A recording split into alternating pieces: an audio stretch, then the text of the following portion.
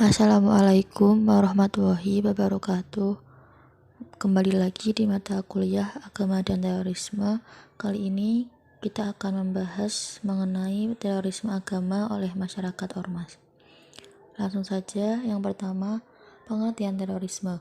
Terorisme dapat diartikan secara sederhana sebagai tindakan menimbulkan rasa takut dengan melakukan kekerasan untuk mencapai tujuan tertentu. Banyak faktor yang melatar belakangi munculnya terorisme seperti faktor agama, faktor psikologis dan faktor ekonomis, faktor politis dan faktor sosiologis. Semua faktor bisa saja terwujud sebagai upaya gerakan nasionalisme separatis, gerakan vandalisme agama, gerakan baru, atau gerakan revolusi sosial tidak dipungkiri dapat ditemukan dalam kelompok-kelompok radikal vandalisme Islam. Tetapi hal tersebut tidak mengindikasikan bahwa Islam identik dengan terorisme. Banyak pihak yang menilai terorisme sama dengan jihad. Sebagai agama yang bersifat rahmatan lil alamin, menjadi aneh manakala Islam dituduh mengajarkan dan menganjurkan terorisme. Jihad tidaklah sama dengan terorisme. Jihad dilakukan berdasarkan aturan-aturan syar'i yang telah ditetapkan, sementara terorisme relatif tanpa aturan. Selanjutnya ada faktor-faktor yang melatar belakangi terorisme. Faktor pendorong terjadinya terorisme bukanlah semata-mata untuk kepentingan individu. Untuk itu terdapat beberapa faktor yang melatar belakangi terjadinya terorisme. Faktor-faktor tersebut adalah faktor psikologis, ekonomis, politis, agama, dan sosiologis.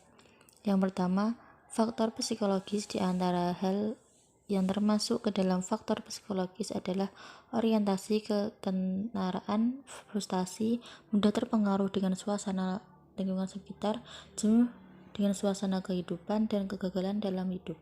Yang kedua,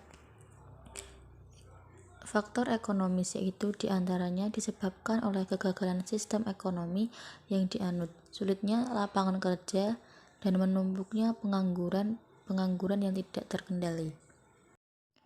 Yang ketiga, faktor politis, yaitu termasuk di dalamnya sistem yang lemah, situasi politik yang labil dan tidak menentu, pelaksana pemerintahan yang tidak mementingkan rakyatnya, lahirnya kelompok-kelompok radikal yang merasa benar sendiri, dan juga adanya penjajahan terhadap rakyat.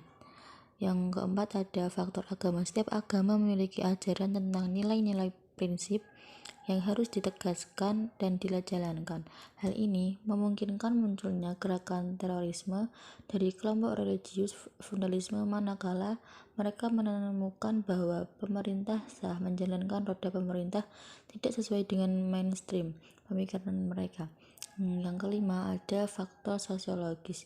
Di antaranya adalah adanya kondisi dalam kehidupan masyarakat antara apa yang seharusnya dengan realita yang ada, kezaliman yang merajalela di tengah-tengah masyarakat, dan hilang rasa persaudaraan.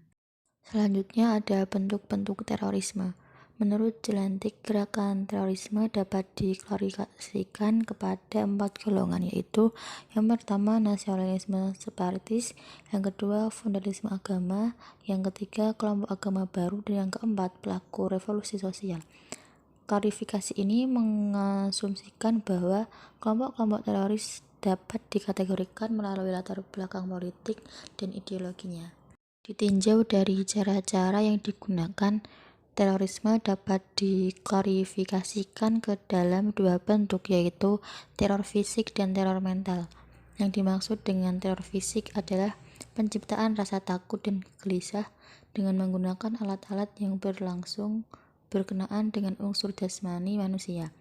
Adapun yang dimaksud dengan teror mental adalah teror yang dilakukan dengan tujuan untuk menciptakan rasa takut dan gelisah dengan menggunakan alat-alat yang tidak berkenaan langsung dengan jasmani manusia, tetapi dengan tekanan psikologi, sehingga menimbulkan tekanan batin yang luar biasa sampai sasaran teror menjadi hidup tekanan jiwa, ketakutan, kegelisahan, dan kekhawatiran. Selanjutnya, kelompok-kelompok muslim yang diklaim teroris. Umumnya, aksi terorisme dalam kelompok muslim dilakukan oleh kelompok vandalis Islam atau Islamic radikal. Kelompok vandalisme Islam atau Islamis radikal terbagi dalam dua kelompok. Pertama, kelompok yang bersifat nasional dan regional, yang bergerak dalam satu negara nasional dan beberapa negara radikal tertentu. Yang kedua, kelompok yang bersifat tradisional atau supranasional yang tidak terkait kepada negara tertentu. Kelompok ini dikenal pula dengan nama neo-Islamis dan jihadis. Kaum fundamentalisme Islam atau Islam radikal umumnya menganggap demokrasi sebagai sistem kufur. Sekian yang dapat saya sampaikan, kurang lebihnya mohon maaf. Wassalamualaikum warahmatullahi wabarakatuh.